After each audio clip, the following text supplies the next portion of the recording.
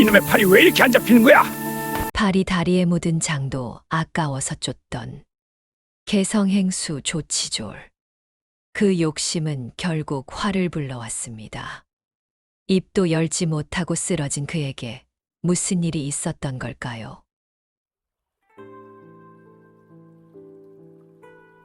편안한 시간 되시길 바라며 구독과 좋아요로 함께 해주시면 감사하겠습니다.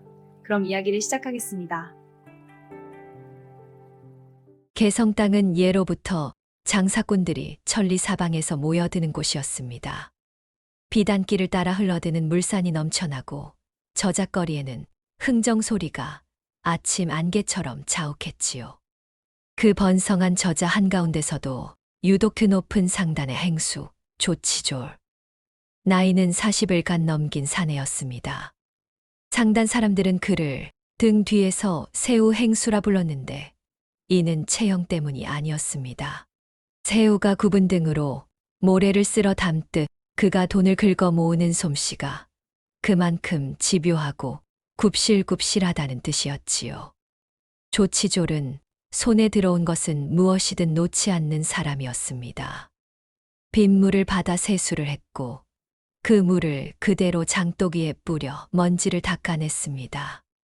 빗물 한 바가지로 세수와 청소를 한꺼번에 해치우는 것이었지요. 파리가 장독에 앉으면 다리에 묻은 장이 아깝다며 신비를 쫓아가는 사람이었습니다. 어느 여름날에는 그 파리를 쫓다 연못에 빠지기도 했습니다. 옷이 흠뻑 젖은 채 돌아온 그는 이렇게 말했습니다. 오히려 시원하니 잘 되었구나. 옷이 야말리면 그만이지만 그놈의 파리는 끝내 못 잡아 아쉽구먼. 일꾼들은 웃음을 참느라 입술이 터질 지경이었습니다. 가장 가관이었던 것은 엽전을 닦는 일이었습니다. 조치졸은 저녁마다 그날 들어온 엽전을 하나씩 꺼내 헝겊으로 닦았습니다. 자신이 가진 것들을 눈으로 확인해야 직성이 풀리는 것인지 닦고 또 들여다보고 다시 세어보는 일이 하루도 빠지지 않았습니다. 조치졸 행수의 상단은 개성 저자 북쪽 골목에 자리를 잡았습니다. 상단 안에서 통용되는 법도는 오로지 하나, 행수님 말씀이 곧 하늘이었습니다. 첫째, 일꾼들의 끼니는 하루 한 끼로 정한다. 그 외의 끼니를 먹으려는 자는 스스로 해결할 것. 둘째, 국밥의 국물은 뚝배기 기준 손가락 2마디를 넘기지 않는다. 셋째, 사사로운 일에 상단의 것을 쓰지 않는다. 필요한 것은 스스로 마련할 것. 일꾼들은 이 규율을 처음 들었을 때 자신의 귀를 의심했습니다. 하지만 품삯이 개성 저자에서 중간치인되었기에 별 수 없이 들어와 악착같이 버티는 자들이 많았습니다. 겉으로는 법도였지만 속을 들여다보면 제 손에 쥔 것은 끝내 놓지 않으려는 조치졸의 성정도 고스란히 묻어 있는 것이었습니다. 그리고 그 성정은 어느 날 한 가지 일로 더욱 또렷이 드러났습니다. 일꾼들이 사흘 길을 걸어 산 같은 짐을 옮겨온 날이었습니다. 대방 어르신이 그 수고를 기특히 여겨 주전부리라며 귀한 곶감을 인편으로 보내온 날이기도 했습니다. 꾸러미를 들고 마당을 지나가는 것을 일꾼들 몇이 눈치채지 않을 수 없었습니다. 저게 뭐냐? 곶감이라 하던데? 낮은 목소리가 금세 퍼졌습니다. 조치졸은 그 곶감 꾸러미를 방 안에 들여놓고 한참을 말없이 바라보았습니다. 주기로 했으니 줘야 하는데 줄 생각을 하니 손가락이 저절로 오그라들었습니다. 그는 곶감 꾸러미를 천천히 들어 올렸습니다. 탐스럽게 하얀 가루가 앉은 곶감이었습니다. 손가락으로 눌러보니 적당히 쫀득했습니다. 조치졸은 잠시 숨을 고르더니 곶감 하나를 들어 이리저리 살폈습니다. 그러고는 별다른 망설임도 없이 입에 넣었습니다. 쫀득한 살이 이 사이로 눌리며 달큰한 향이 입안에 퍼졌습니다. 그는 눈을 가늘게 뜨고 한참을 우물거렸습니다. 이런 귀한 걸 혼잣말인지 탄식인지 모를 소리가 새어나왔습니다. 하나만 맛보려던 것이 둘이 되고 둘이 셋이 되었습니다. 조치졸은 문 쪽을 한번 힐끗 보고는 재빨리 손을 놀렸습니다. 아무도 보지 않는데도 어깨를 잔뜩 움츠린 채 곶감을 몇 개나 자그나만에 슬그머니 빼돌렸습니다. 저것들 입에 들어가면 순식간일 텐데. 그는 혀끝에 남은 단맛을 아쉬워하며 손가락을 쪽 빨았습니다. 그제야 남은 곶감 꾸러미를 다시 내려다보았습니다. 눈대중만으로도 비어 보일 만큼 숫자가 줄어 있었습니다. 조치졸은 잠시 입술을 꾹 다물었습니다. 그리고 천천히 일어나 마당 구석에서 나뒹굴고 있는 돌멩이를 내려다봤습니다. 그 중에서 묵직한 것들을 하나씩 골랐습니다. 손에 올려 무게를 재듯 흔들어 보고 너무 가벼운 것은 내려놓고 적당한 것만 줄였습니다. 입이 몇 개인데 혀를 차며 고개를 내젓고는 마른 진흙 한 덩이를 퍼서 가져왔습니다. 거기에 돌멩이를 하나씩 정성스럽게 발랐습니다. 둥글게 곶감 크기만큼. 그러고는 손가락으로 표면을 매끄럽게 다듬었습니다. 빛이 들지 않은 곳에서 보니 제법 그럴싸했습니다. 조치졸은 그 진흙덩이들을 슬그머니 밀어 넣었습니다. 진짜 곶감은 서너 개만 남기고 나머지 자리를 죄다 진흙을 바른 돌멩이로 채웠습니다. 들보에 높이 매달아 놓으면 꾸러미를 다시 묶으며 중얼거렸습니다. 눈치 못 채겠지? 매듭을 단단히 조였습니다. 그리고 꾸러미를 들고 창고 안으로 들어가 들보에 사다리를 걸쳤습니다. 들보 위 손을 뻗어도 닿지 않을 높직한 곳에 꾸러미를 단단히 걸어두었습니다. 서늘한 창고의 들보는 어둑하고 높아서 누가 손대기도 어려운 곳이었습니다. 한 번, 두 번 매달린 곶감을 흔들어 보았습니다. 꿈쩍도 하지 않았습니다. 조치졸은 사다리를 내려와 만족스러운 눈으로 들보를 올려다보았습니다. 아무리 목을 빼고 쳐다봐도 자세히 볼 수 없는 높이였습니다. 더군다나 진흙을 바르고 말린 돌멩이들은 저 높은 곳에서는 영락없는 곶감으로 보였습니다. 그제야 입꼬리가 아주 조금 올라갔습니다. 조치졸은 나중 가서 죄다 상해버렸다고 치면 그만이지 웅얼거렸습니다. 이튿날 아침이었습니다. 조치졸은 일꾼들이 마당에 모이자 창고문을 활짝 열었습니다. 그리고 창고 안쪽 들보 위를 손가락으로 가리켰습니다. 저 곶감은 대방 어른이 자네들 수고했다 하여 보내신 것이다. 때가 되면 나눠줄 터이니 그만 쳐다보고 일들 하거라. 일꾼들은 서로 눈을 마주쳤습니다. 쳐다보지도 않았는데 어떻게 알았느냐는 표정이었지요. 조치졸은 목소리를 낮추며 덧붙였습니다. 저 꾸러미에서 하나라도 없어지는 날엔 마지막에 근처 얼씬거린 놈이 먹은 걸로 할 것이니 그리할 거라. 그리고 한마디를 더 얹었습니다. 혹시 손이라도 뻗어볼 생각이라면 한번 올려다보거라. 저 높이까지 사다리 없이 올라갈 재주가 있겠냐마는. 말을 마친 조치졸은 뒤도 돌아보지 않고 걸어갔습니다. 일꾼들은 들보 위를 올려다보았습니다. 지프로 묶인 꾸러미가 손끝도 닿지 않는 아슬아슬한 높이에 달랑달랑 매달려 있었습니다. 손끝이라도 닿으려면 사다리가 있어야 했고 사다리는 이미 조치졸이 자기 방에 들여놓은 뒤였습니다. 돌쇠가 들보를 멀리서 올려다보며 낮게 중얼거렸습니다. 저게 진짜 곶감이긴 할까. 옆에 서 있던 일꾼이 낮은 목소리로 받았습니다. 에이, 설마. 행수님이 거짓말을 하시겠나? 근데 왜 저렇게 높이 달아두셨을꼬? 아무도 확인할 수 없었습니다. 조치졸은 그 소리를 들었는지 못 들었는지 이미 저만치 사라져 있었습니다. 그는 혼잣말인지 아니면 누가 들으라는 건지 모를 말을 내뱉었습니다. 알뜰히 모아야 사는 법이지. 공짜로 입에 들어오는 건 이 세상에 없는 것이야. 다음 날 조치졸은 일꾼들 가운데 가장 나이가 많은 차돌아범을 시켜 창고에서 곶감 꾸러미를 들고 나오게 했습니다. 일꾼들은 곶감이 모습을 드러내자 침을 꿀꺽 삼켰습니다. 그런데 곶감을 받아든 조치졸이 눈을 가늘게 뜨더니 말했습니다. 이걸 보게. 곶감에 긁어먹은 자국이 있지 않은가. 그렇게 높이 매달아 두었건만 쥐가 건드린 모양이네. 차돌아범이 어리둥절한 얼굴로 대꾸했습니다. 제가 보기엔 멀쩡한뎁쇼. 그러자 조치졸이 혀를 차며 말했습니다.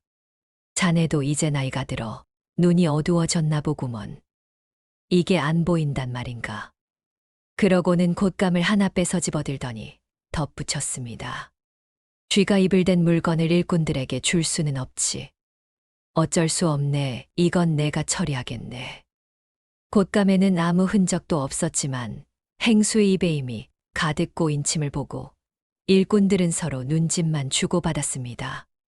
그 모습을 지켜보던 일꾼들 가운데 유난히 말이 없던 사람이 있었으니 그는 바로 업복이었습니다. 나이는 20하고도 하나, 등이 넓고 발이 커서 무거운 짐을 지는 데 있어 상단에서 손꼽히는 사내였습니다. 그는 홀어머니와 단둘이 살았는데 어머니는 1년 전부터 무릎이 굽어 제대로 일어서지 못하셨습니다. 그는 그날도 아무 말 없이 다른 이들보다 더 많은 짐을 지고 있었습니다. 밤이 깊어질 무렵 모두 일을 마치고 흩어진 뒤 업복은 조심스레 조치졸의 방 앞에 섰습니다. 문 앞에서 한참을 망설이다가 행수어른 계십니까? 안에서 짧게 대답이 돌아왔습니다. 들어오거라. 업복이는 허리를 굽힌 채 방 안으로 들어갔습니다. 조치졸은 장부를 들여다보며 물었습니다. 무슨 일이냐? 업복이는 잠시 입을 다물었다가 어렵게 말을 꺼냈습니다. 다름이 아니오라. 어머니의 병세가 깊어 의원을 한번 모셔야 할 듯합니다. 조치졸의 손이 잠시 멈췄다가 다시 움직였습니다. 그래서 짧은 말이었습니다. 업복이는 고개를 더 숙였습니다. 다음 달에 받을 품삯을 미리 조금만 당겨주실 수 없는지. 방안이 잠시 조용해졌습니다. 장부를 넘기던 소리만 이어졌습니다. 조치졸은 한참 뒤에야 입을 열었습니다. 아니 된다. 그 말은 생각보다 더 단호했습니다. 업복이의 어깨가 살짝 굳었습니다. 조치졸은 그제야 장부에서 눈을 떼고 업복이를 쳐다봤습니다. 내 분명히 말하지 않았느냐. 품삯은 모두 같은 날 받는 것이라고. 업복이는 아무 말도 하지 못했습니다. 조치졸은 담담히 말을 이었습니다. 내 사정이 그러하다 하여 하나를 예외로 두기 시작하면 끝이 없는 법이다. 잠시 뜸을 들이더니 덧붙였습니다. 그리 급하면 내가 알아서 구해보거라. 그 말로 끝이었습니다. 업복이는 더 말을 꺼내지 못했습니다. 그저 한 번 더 깊이 허리를 굽혀 인사하곤 천천히 방을 나섰습니다. 문을 닫고 나온 뒤에도 한동안 그 자리에 서 있다가 아무 말 없이 돌아섰습니다. 그 일이 있고 며칠 뒤였습니다. 오늘은 곶감을 제대로 나눠주겠다. 이번엔 진짜인가 싶었습니다. 일꾼들은 귀를 쫑긋 세웠습니다. 저번에는 쥐가 먹었다더니 이번에는 정말 주려는 것인가. 반신반의하면서도 다시금 기대가 솟아났습니다. 조치졸은 곶감을 하나 집어들고 표면을 유심히 살폈습니다. 하얗게 앉은 가루를 손가락으로 문지르더니 고개를 갸웃했습니다. 이거 보게. 잠시 뜸을 들였습니다. 곰팡이가 쓴 것 같구나. 일꾼들이 웅성거렸습니다. 곶감 위의 하얀 가루는 원래 당분이 올라온 것이었습니다. 곶감이라면 이래 그런 법이었지요. 그것을 모르는 사람은 없었습니다. 하지만 조치졸은 제 말에 고개를 끄덕이며 말을 이었습니다. 자네들이 먹으면 탈이 날 게 뻔하니. 또 잠시 미적거렸습니다. 내가 처리하겠네. 그리고는 뒤돌아서며 툭 던지듯 말했습니다. 아까운 건 어쩔 수 없지. 마당에 긴 침묵이 흘렀습니다. 일꾼들은 아무 말도 하지 않았습니다. 조치졸이 저러했던 적이 이미 여러 해니까요. 그로부터 얼마 지나지 않아 미리 빼돌린 곶감도 동이 나버려 조치졸은 속이 타 들어갔습니다. 딱 한 개만 몰래 뺏어 먹어야지 결심한 조치졸이 곶감 꾸러미를 내려 막 먹으려 할 때였습니다. 순간 인기척에 너무 놀란 나머지 손에 쥐고 있던 것을 바닥으로 떨어뜨리고 말았습니다. 곶감 하나가 대구울 굴렀고 그 뒤로 진을 묻은 돌멩이들이 우르르 쏟아져 나왔습니다. 한두 개가 아니었습니다. 마침 그 광경을 일꾼들이 고스란히 다 보았습니다. 일꾼들 가운데 한 사람이 피식 웃었습니다. 그럼 그렇지. 다른 이는 혀를 찼습니다. 에휴, 내가 괜히 기대했네. 돌쇠가 고개를 저으며 말했습니다. 곶감은커녕 저 돌도 아까워할 뿐인데 뭐. 몇몇이 낮게 웃었습니다. 그 웃음은 크지 않았습니다. 화를 내는 기색도 없었습니다. 그저 예상한 대로였다는 헛웃음이었습니다. 조치졸은 쏟아진 돌멩이 사이에서 곶감 하나를 집어들었습니다. 그리고는 말없이 곶감에 묻은 흙먼지를 툭툭 털더니 슬쩍 입에 넣었습니다. 그날 저녁 집으로 돌아가는 길, 일꾼들은 낮에 있었던 일을 떠올리며 누가 먼저랄 것도 없이 웃음이 터져 나왔습니다. 아니, 돌을 거기 넣었다니. 곶감 있을 자리에 돌멩이라니. 행수님 속도 참 곶감처럼 말라붙었지 뭐야. 몇몇은 배를 잡고 웃었습니다. 허탈한 웃음이었지만 그래도 웃음은 웃음이었습니다. 그런데 그 웃음 사이에서 유독 조용한 사람이 하나 있었습니다. 업복이었습니다. 돌쇠가 힐끗 그를 보다가 슬쩍 옆으로 다가갔습니다. 왜 그러냐 업보가, 오늘은 너도 한마디 할 법한데. 업보기는 한참을 망설이다가 고개를 떨군 채 입을 열었습니다. 별일은 아닙니다. 말은 그렇게 했지만 목소리가 가라앉아 있었습니다. 옆에 있던 차돌아범이 눈치를 챘습니다. 그 얼굴이 별일 아닌 얼굴은 아니지. 잠시 침묵이 흘렀습니다. 업보기는 마른 입술을 한번 훑더니 조용히 말을 이었습니다. 어머니 무릎이 더 안 좋아지셨습니다. 사람들이 고개를 들었습니다. 이제는 아예 일어서지도 못하십니다. 그는 한 번 말을 멈췄다가 힘없이 덧붙였습니다. 당약이라도 몇 첩 지어드리고 싶어 행수 어른께 품삯을 좀 당겨달라 말씀드렸는데 그 뒤는 길게 잊지 못했습니다. 굳이 듣지 않아도 다들 알만한 이야기였습니다. 단칼에 자르셨지. 누군가 낮게 말했습니다. 업보기는 아무 말도 하지 않았습니다. 그게 대답이었습니다. 조금 전까지만 해도 돌을 보고 웃던 자리였는데 그 웃음이 조용히 가라앉고 침묵만이 흘렀습니다. 그때 누군가 업보기의 어깨를 토닥이며 말을 걸어왔습니다. 업보가, 혹시 산중턱에 오두막 하나 있는 거 들어본 적 있냐? 초약할미라고. 약초 다루는 할머니가 한 분 계시는데 자네는 목소리를 낮췄습니다. 나도 확실한 건 아니지만 산후병으로 누워있던 안악이 그 집 다녀와서 일어났고 잠시 뜸을 들였습니다. 푹 맞아서 입 돌아간 옆집 영감님도 그 할머니 약 먹고 나았다는 말이 있다. 주변 사람들이 슬쩍 고개를 끄덕였습니다. 한두 번쯤 들어본 이야기였습니다. 믿거나 말거나지만 사내가 어깨를 으쓱했습니다. 지금은 거기라도 가보는 게 낫지 않겠느냐? 업보기는 아무 말도 하지 않았지만 눈빛은 조금 달라져 있었습니다. 집으로 가던 발걸음을 돌려 산으로 향했습니다. 이미 해는 서쪽으로 기울었고 산길은 어둑어둑해지고 있었습니다. 나뭇가지 사이로 저녁바람이 스쳐 지나갔습니다. 보통 사람이라면 날이 저물었으니 내일 가자 하고 돌아섰을 것입니다. 하지만 엇보기의 발걸음은 멈추지 않았습니다. 어머니의 굳어가는 무릎이 눈앞에 아른거렸습니다. 밤마다 통증에 뒤척이시는 소리가 귓가에 맴돌았습니다. 그것이 발걸음을 잡아 끌었습니다. 한참을 올라가자 나무들 사이로 작은 오두막 하나가 보였습니다. 불빛 하나 없었습니다. 그런데 이상한 일이었습니다. 그 자리만은 어둡지 않았습니다. 주변보다 조금 더 밝은 것 같기도 했고, 아니면 눈이 그렇게 느끼는 것인지도 몰랐습니다. 엇보기는 잠시 그 자리에 서서 오두막을 바라보았습니다. 발을 떼기가 묘하게 망설여졌습니다. 두려운 것은 아니었습니다. 왠지 이 앞에서 함부로 움직이면 안 될 것 같은 느낌이었습니다.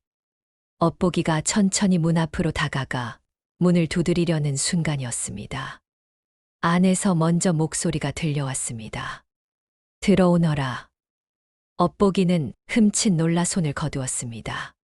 아직 두드리지도 않았는데 발소리를 들으셨나? 엇보기는 조심스럽게 문을 열었습니다.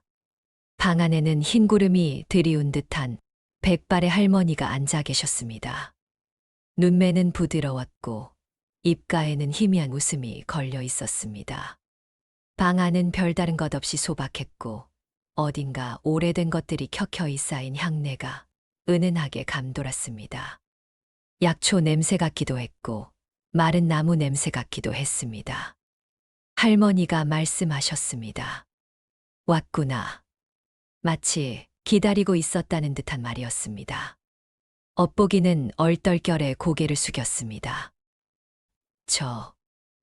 저는 말을 꺼내려는데 할머니가 먼저 손짓을 하셨습니다. 이리 와 앉거라.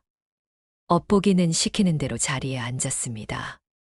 할머니는 옆에 놓인 사발 하나를 건네주셨습니다.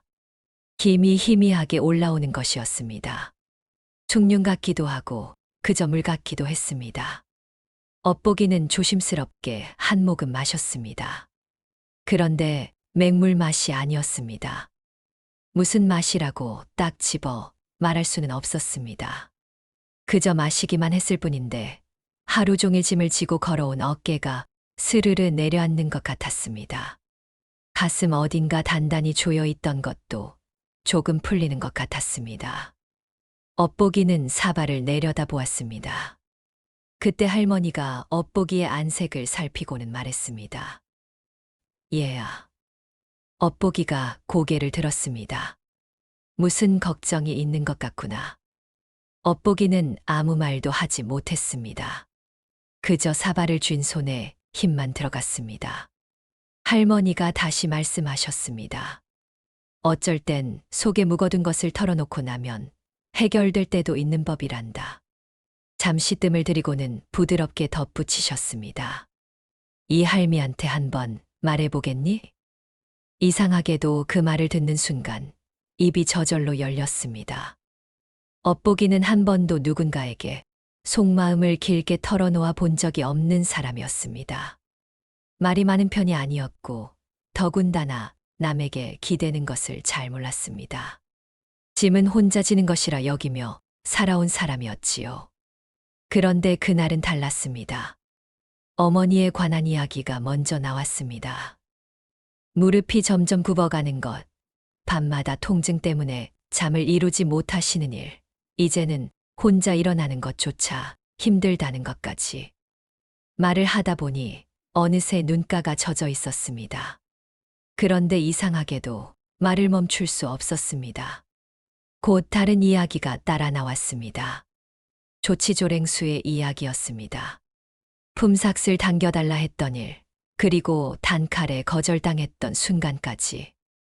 엇보기는 되도록 덤덤한 목소리로 말하고 있었습니다.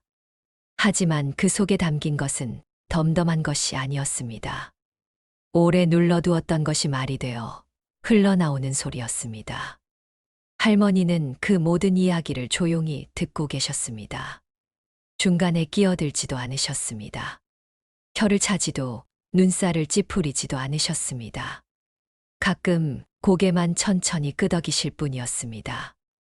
그 침묵이 이상하게도 무겁지 않았습니다. 오히려 말을 더 할 수 있게 해주는 것 같았습니다. 이야기를 끝마친 후 방 안은 한동안 조용했습니다. 엇보기는 그제야 숨을 고르는 듯 사발을 내려놓았습니다. 언제부터 이렇게 말이 많았던가 싶어 괜히 부끄러웠습니다. 그때 할머니가 말했습니다. 내가 품고 있는 걱정은 이것으로 풀릴 것 같구나. 할머니는 자리에서 천천히 일어나 방 한쪽에 놓인 작은 장을 여셨습니다. 그리고 안에서 보퉁이 하나를 꺼내셨습니다.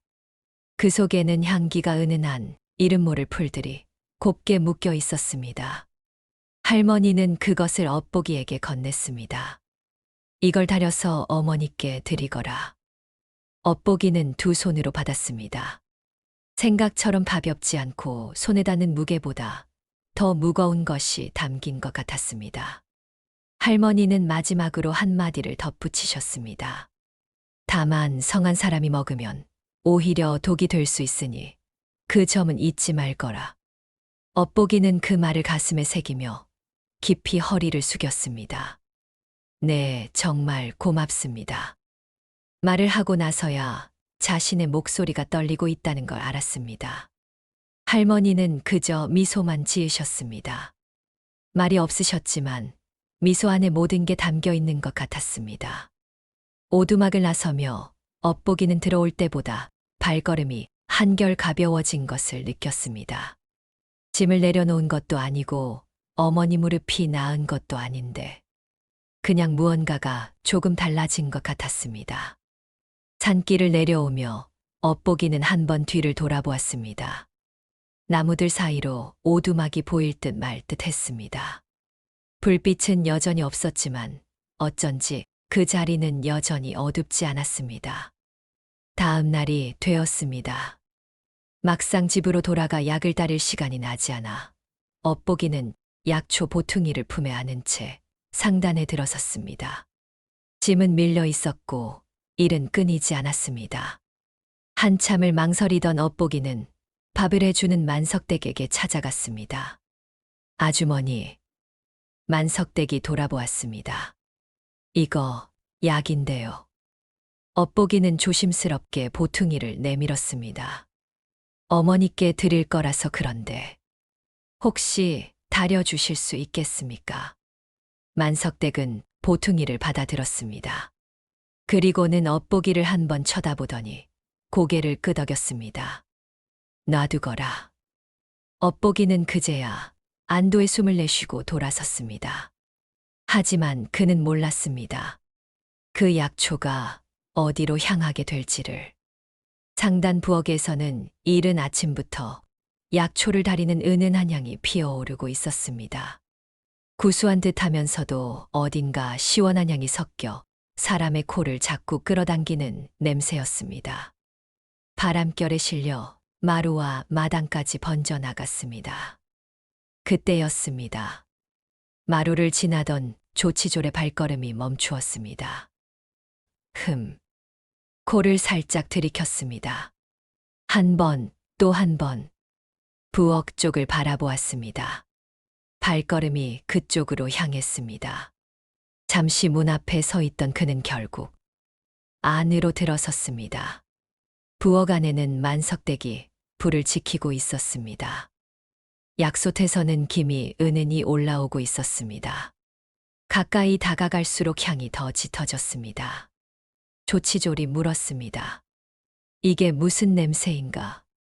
만석댁이 뒤도 돌아보지 않고 대답했습니다. 엇보기 어머니 드릴 약입니다. 조치졸의 눈썹이 살짝 꿈틀했습니다. 약이라? 만석댁이 말을 이었습니다. 물이며 땔감이며 요전에 엇보기가 가져온 것으로 쓰는 것이니 걱정 마십시오. 그리고 잠깐 뜸을 두고 한마디를 더 얹었습니다. 아픈 이에게 먹일 약이니 성한 분은 괜히 탐내지 마십시오. 탈납니다. 만석댁의 서슬퍼런 소리에 조치졸은 아무 말도 하지 못했습니다. 그저 고개만 한번 끄덕이고는 돌아섰습니다. 잠시 뒤 만석댁이 자리를 비웠습니다. 부엌에는 약이 끓는 소리가 들려왔습니다. 보글보글, 보글보글. 향기는 더욱 짙어졌습니다. 조치졸은 슬쩍 돌아와서 천천히 소 쪽으로 다가가 김이 올라오는 것을 가만히 들여다보았습니다. 귀한 약이라. 혼잣말이 낮게 새어나왔습니다. 그럼 몸에 좋다는 뜻이 아닌가. 잠시 생각하더니 고개를 끄덕였습니다. 건강한 사람은 먹으면 안 된다니. 그건 무슨 소리란 말인가. 코웃음을 치던 그의 입꼬리가 아주 조금 올라갔습니다. 주변을 한번 둘러보았습니다. 아무도 없는 것을 확인한 조치졸은 조심스럽게 솥안을 들여다보았습니다. 빛깔이 맑은 갈색빛이었습니다. 향기가 코 안 깊숙이 파고들었습니다.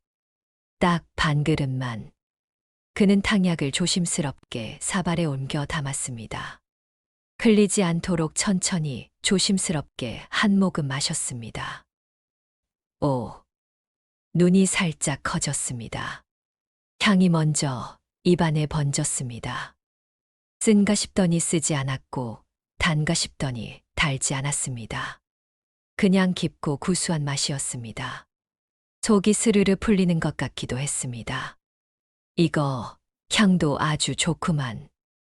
그 향을 한 번 더 들이마시고 또 한 모금 삼켰습니다. 만족스러운 웃음이 낮게 새어나왔습니다. 역시 귀한 약은 다르구나. 엇보기 그놈, 이런 걸 구해왔단 말이지. 사발을 내려놓고 쩝쩝 입맛을 다셨습니다. 바로 그때였습니다. 조치졸의 표정이 서서히 굳어지기 시작했습니다. 처음에는 입안이 조금 이상한 것 같았습니다. 침이 갑자기 많아진 것 같았지만 대수롭지 않게 여겼습니다. 그런데 다음 순간 입이 붙었습니다. 아래턱이 위턱에 달라붙어 떨어지지 않는 것이었습니다. 입을 벌리려 했지만 떨어지지 않았습니다. 손으로 턱을 잡아당겨 보아도 꿈쩍도 하지 않았습니다. 이게 무슨 당황한 것도 잠시였습니다. 그 순간 뱃속이 뒤틀렸습니다. 처음에는 작은 신호였습니다. 그런데 그것이 점점 커지더니 배 안에서 무언가가 천둥처럼 굴러다니기 시작했습니다. 소리도 제대로 나오지 않았습니다. 입이 붙어 있었으니까요. 허리가 절로 굽어지며 배를 움켜쥐었습니다. 세상이 한순간에 푹 꺼지는 듯 했습니다. 조치졸은 비틀거리며 밖으로 뛰쳐나갔습니다. 마당 한가운데에서 몸을 가누지 못하고 휘청거렸습니다. 그때 뒷간으로 가던 머슴 하나가 그 모습을 보고 놀라 달려왔습니다. 행수어른, 왜 이러십니까? 조치졸은 말을 하려 했습니다. 하지만 입이 떨어지지 않아 손가락으로 자기 입을 가리켰습니다. 머슴이 더욱 다급하게 외쳤습니다. 말씀을 하셔야 제가 알아듣지요. 어디 아프십니까? 조치졸은 그 자리에서 몸을 더 굽혔습니다. 이제 더는 버틸 수 없었습니다.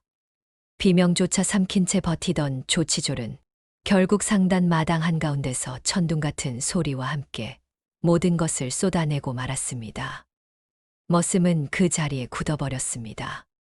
마당 한편에서 짐을 나르던 일꾼들도 멈추었습니다. 아무도 말이 없었습니다. 조치졸은 오래도록 그 자리에 풀썩 주저앉아 있었습니다. 그 옆에는 아무도 다가서지 않았습니다. 일꾼들은 슬며시 시선을 거두고 하던 일로 돌아갔습니다. 수군거리는 소리도 웃음소리도 없었습니다. 다만 돌쇠가 짐을 내려놓으며 혼자 낮게 중얼거렸습니다. 건강한 사람은 욕심내면 안 된다고.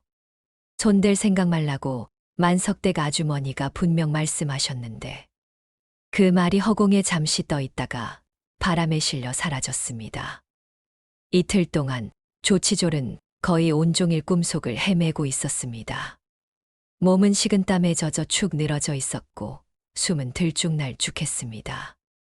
수십 년 장사로 다져진 기세 좋던 목소리도 모기 소리만큼 잦아들었습니다. 일꾼 한 명이 미음 한 그릇을 두고 갔지만 조치졸은 그것을 집어들 힘도 없었습니다. 그러다 문득 누군가가 곁에서 수군거리는 소리가 들리는 것 같았습니다. 나눠 먹는 건 그렇게 싫어하면서. 목소리는 분명 가까운데 주변에는 아무도 보이지 않았습니다. 어떻게 환자한테 갈 탕약을 제 손으로 마실 생각을 한 후. 그러게 말야. 자기밖에 모른다니까 평생을 저러더니 쯧. 그나저나 곶감은 다 어디 갔을꼬. 어디긴 다 드셨겠지. 그때 다들 봤잖나. 돌멩이만 우르르 굴러다니던 걸. 그 곶감이 목구멍까지 차서 입을 딱 닫아버린 모양일세. 작게 웃음이 번졌습니다. 조치졸은 입을 벌려 무언가 말하고 싶었지만 끝내 아무 소리도 나오지 않았습니다. 그래도 이만하길 천만다행이지. 낮은 목소리가 어디선가 조용히 덧붙여졌습니다. 목숨엔 지장이 없다 하니. 잠시 정적이 흐른 뒤 툭 내리꽂듯 한마디가 떨어졌습니다. 저러고도 또 죄다 자기 손에 쥐려들까. 순간 정막만이 감돌았습니다. 아까까지 번지던 웃음은 자취를 감추고 말을 잇는 이도 없었습니다. 잠시 뒤 누군가가 조심스럽게 말을 꺼냈습니다. 이젠 좀 달라지시지 않겠나? 그 말은 끝을 흐리듯 사그라들었고 침묵만이 무겁게 가라앉아 있었습니다. 그날 밤 조치졸은 또다시 깊은 잠에 빠졌습니다. 어둠 속이었습니다. 그가 서 있는 곳은 좁고 눅눅한 방이었습니다. 문은 닫혀 있었고 창 하나 없었습니다. 어디서 빛이 새어드는지 알 수 없지만 방 안은 어렴풋이 보였습니다. 그 한가운데 허리가 잔뜩 굽은 노인이 앉아 있었습니다. 두 손으로 무언가를 꼭 쥔 채 고개를 숙이고 있었습니다. 엽전이었습니다. 손마디가 하얗게 변할 만큼 세게 쥐고 있는 데다 가늘게 손을 떨고 있었습니다. 내 것이다. 쉰 목소리가 방 안에 낮게 울렸습니다. 크지 않은 소리였는데도 좁은 방 안에서는 묘하게 크게 들렸습니다. 조치졸은 가만히 방 안을 둘러보았습니다. 이상하게도 낯설지 않았습니다. 장부들이 빼곡히 쌓인 선반, 벽에 걸려있는 열쇠 묶음, 노인의 구분 등 거칠게 쉬어버린 목소리, 어딘가 오래 보아온 것들 같았습니다. 노인이 천천히 고개를 들었습니다. 그 얼굴이 드러나는 순간 조치졸은 숨이 멎는 것을 느꼈습니다. 세월에 짓눌려 모양을 잃은 비단요 위에 쪼그라든 자신이 앉아 있었습니다. 발이 땅에 붙은 듯 움직이지 않았습니다. 눈을 돌리고 싶었지만 시선이 떨어지지 않았습니다. 꿈이라는 것을 알면서도 그 얼굴에서 눈을 거둘 수가 없었습니다. 노인은 엽전을 더욱 세게 움켜쥐었습니다. 내가 쥐고 있는 건 다 내 것이야. 그 순간이었습니다. 노인의 손에서 엽전 하나가 툭 떨어졌습니다. 떼구르르. 바닥을 구르다 조치졸의 발치에 멈춰섰습니다. 조치졸은 그것을 내려다보고 흠칫했습니다. 썩어 있었습니다. 빛을 잃고 까맣게 변한 것이 건드려 보지 않아도 알 수 있었습니다. 조치졸은 마른 입술을 달싹이며 노인의 손으로 눈을 돌렸습니다. 그제야 보였습니다. 노인이 그토록 필사적으로 쥐고 있던 것들은 이미 부서지거나 썩어버려 오래전에 쓸모를 잃은 것들이었습니다. 짐작도 할 수 없을 만큼 이미 오래된 그것들을 노인은 한껏 끌어모으고 있었습니다. 마치 놓는 것이 두려운 것처럼. 그 모습이 너무도 처참했습니다. 조치졸은 노인에게 소리치려 했습니다. 놓으시오, 이미 썩은 것이오. 쥐고 있어봤자 아무것도 남지 않소. 그런 말들이 목구멍까지 올라왔다가 소리가 되지 못하고 내려앉았습니다. 그때였습니다. 어디선가 목소리가 들려왔습니다. 방 안인지 밖인지 가늠하기 어려운 곳이었습니다. 쥐고 있어도 결국 남는 것은 없느니라. 낯선 목소리가 아니었습니다. 오래전부터 알고 있었지만 애써 외면해온 내면의 목소리였습니다. 노인이 천천히 손을 펼쳤습니다. 썩은 것들이 소리도 없이 바닥으로 흘러내려 이내 먼지처럼 흩어져 사라졌습니다. 그리고 텅 빈 두 손만이 남았습니다. 그 손이 한결 편안해 보였습니다. 조치졸은 거친 숨을 몰아쉬며 잠에서 깨어났습니다. 이불이 흠뻑 젖어 있었고 방 안은 아직 어두웠습니다. 동이 트려면 한참이 남은 시각이었습니다. 그는 한동안 그 어둠 속에 말없이 앉아 자신의 손을 내려다보았습니다. 평생 무언가를 쥐느라 굳어버린 손이었습니다. 지금 그 손은 그냥 펼쳐진 채 무릎 위에 놓여 있었습니다. 아무것도 쥐지 않은 비어있는 손이었습니다. 쥐고 있어도 남는 것은 없느니라. 그 말이 아직 방 안에 남아 떠도는 것 같았습니다. 조치졸은 제 손에서 한동안 눈을 떼지 못했습니다. 조치졸이 자리에 누워있던 사이 엇보기의 어머니는 탕약을 모두 드셨습니다. 처음엔 앉았다 일어나는 것조차 힘겨워 하시던 분이 이제는 벽을 짚지 않고도 걸음을 옮길 수 있을 만큼 무릎이 눈에 띄게 나아 있었습니다. 이제 살 것 같구나. 어머니는 작게 웃으셨지만 엇복은 그 웃음을 제대로 마주하지 못했습니다. 조치졸이 쓰러졌던 그날의 모습이 자꾸만 머릿속에 맴돌았습니다. 자신이 가져온 약이었습니다. 비록 조치졸이 스스로 마신 것이긴 하나 그 약이 아니었다면 저렇게 쓰러지지는 않았을지도 모른다는 생각에 마음이 무거웠습니다. 밤이 깊어도 잠이 오지 않았습니다. 엇복은 한참을 뒤척이다가 결국 자리에서 일어났습니다. 아직 어둠이 채 가시지 않은 새벽, 조용히 문을 열고 밖으로 나섰습니다. 향하는 곳은 정해져 있었습니다. 산자락 아래 초약할미가 머무는 집으로 엇보기는 다시 산길을 올랐습니다. 해가 산등성이 너머로 고개를 내밀 쯤 엇복은 마침내 그 오두막 앞에 다다랐습니다.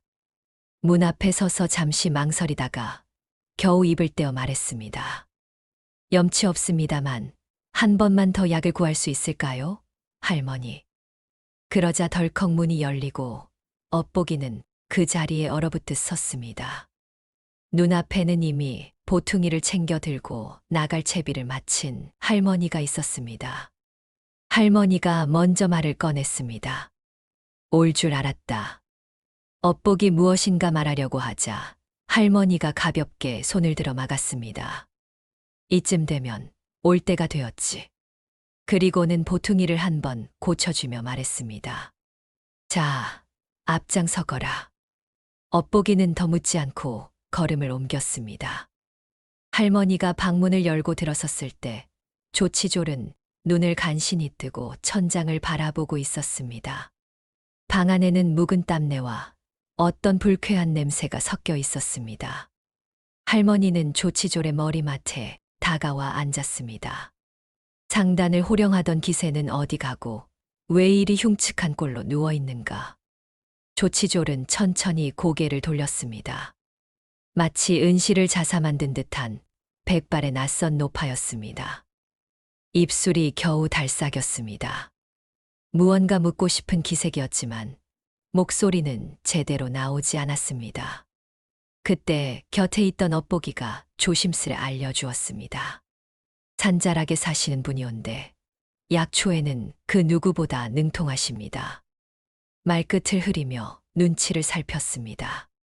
저희 같은 것들 사이에선 어이 못지않게 용한 분이라 합니다. 조치졸의 눈동자가 미세하게 흔들렸습니다. 의원께서도 차도가 없다 하시어. 엇보기는 한 발짝 물러서며 낮게 덧붙였습니다. 염치 없지만 한 번만이라도 약초를 받아 드셨으면 하여 모셔왔습니다.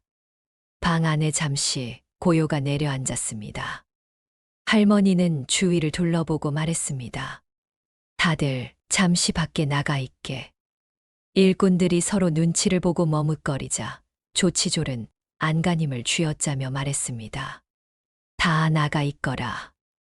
그러자 사람들이 하나둘 물러나고 방 안에 둘만 남았습니다. 문이 닫히고 사방은 정적 속에 오직 숨소리만 머물렀습니다. 할머니는 조치조를 가만히 바라보며 무거운 첫마디를 뗐습니다. 자네, 짐작 가는 바가 있지? 조치졸의 눈동자가 또다시 미세하게 흔들렸습니다. 내가 엿보기에게 준 약을 자네가 먼저 입에 댄 모양이던데. 그리고 깊은 숨을 한 번 내쉬더니 말을 이었습니다. 그것 하나로 일이 된 건 아닐 텐데. 조치졸의 옅은 숨결이 파르르 떨렸습니다. 할머니의 시선이 그의 손을 스치듯 내려갔습니다. 평소에도 많이 쥐고 살았지. 나지막한 말이었지만 천근의 무게처럼 짓눌렀습니다. 들어온 건 놓지 않고 넘치게 쌓아두고 아주 잠깐 침묵이 흘렀습니다. 그리고 곶감도 그랬고 이 말을 들은 순간 조치졸의 눈이 번쩍 떠졌습니다. 겉만 채워놓고 속은 비워뒀지. 할머니의 말은 느렸지만 하나하나 심장 가장 깊숙한 곳까지 파고들었습니다. 남은 것마저 혼자 들고 내려오다 들켰지. 조치졸의 숨이 멎는 듯 멈췄습니다. 어떻게 그걸? 말은 입술만 힘없이 달싹일 뿐 목소리는 끝내 나오지 않았습니다. 그 일은 아무도 모른다고 생각했습니다. 미리 빼돌려 따로 숨겨둔 것까지. 그건 정말 자신밖에 모르는 일이었습니다. 할머니는 그를 지그시 내려다보았습니다. 자네 뱃속에 든 게 어찌 음식뿐이겠나. 뙤약볕 아래서 짐을 나르던 일꾼들의 피눈물. 주겠다고 해놓고 뒤로 숨긴 비열함. 그리고 그 독한 욕심이 한데 엉켜 목까지 차오른 게지. 할머니는 잠시 말을 멈췄습니다. 사람의 배는 정직한 법이라네. 귀한 것을 귀하게 쓰지 못하고 혼자 삼키려 들면 몸뚱이가 먼저 알고 그걸 도로 뱉어내는 법이야. 할머니가 옆에 내려놓은 보퉁이에서는 알싸한 약초 기운이 안개처럼 배어 나왔습니다. 이건 원기를 보하는 약이 아닐세. 자네 그 썩은 속을 씻어낼 마지막 기회일세. 잠시 숨을 고르듯 하더니 다시 낮게 이어 말했습니다. 다려 마시는 동안 잘 생각해 보시게. 자네가 쌓아 올린 그 재물이 자네를 지켜주는 것인지, 아니면 자네를 옥죄는 무덤이 되고 있는지. 더 말은 없었습니다. 할머니는 묵묵히 몸을 일으켰고 그녀가 머물던 자리에는 짙은 약초 향만이 남았습니다. 차마 고개를 들 수 없는 수치심에 조치졸은 한동안 얼굴이 화끈거렸습니다. 그리고 처음으로 자신의 삶을 오롯이 마주하며 깊은 한숨을 내쉬었습니다. 잠시 뒤 만석댁이 들고 온 탕약을 그는 조심스레 받아들었습니다. 천천히 한 모금 들이켰습니다. 아니, 이 맛은. 사발을 든 손이 그대로 굳었습니다. 그 찰나 기억이 파도처럼 밀려와 그를 집어삼켰습니다. 잊고 지냈던 기억 너머에 묻어둔 순수의 맛이었습니다. 낡은 초가집의 허름한 저녁상, 모락모락 김이 오르는 사발 하나. 투박한 보리겨죽이었습니다. 어린 시절의 자신이 그 앞에 앉아 있었습니다. 아버지가 귀한 한 수를 아들의 입에 넣어주고 어머니는 자기 몫을 덜어 아이의 그릇에 얹어주었습니다. 전 괜찮아요. 같이 먹어야 맞나요? 서툰 숟가락질로 부모님 입에 죽을 넣어드리던 소년. 배는 고팠으나 마음은 넘치도록 넉넉했던 시절의 조치졸이었습니다. 사발을 든 그의 손이 가늘게 떨려왔습니다. 그때는 결국 말을 맺지 못하고 울컥 차오르는 뜨거운 무언가를 삼키며 그는 사발을 내려다보았습니다. 지금 손에 쥔 것은 그때와 다르지 않은데 자신은 너무 멀리 와 있었습니다. 그는 깊이 고개를 떨구었습니다. 밭은 숨과 함께 어깨가 잘게 들썩였습니다. 입 밖으로 터져 나오지 못한 고요한 울음이었습니다. 그로부터 사흘이 지나고 조치졸은 천천히 몸을 일으킬 수 있게 되었습니다. 마당에서 일꾼들이 주고받는 말소리가 들려왔습니다. 오늘도 국물이 2마디야. 더 달라 하면 혼난다.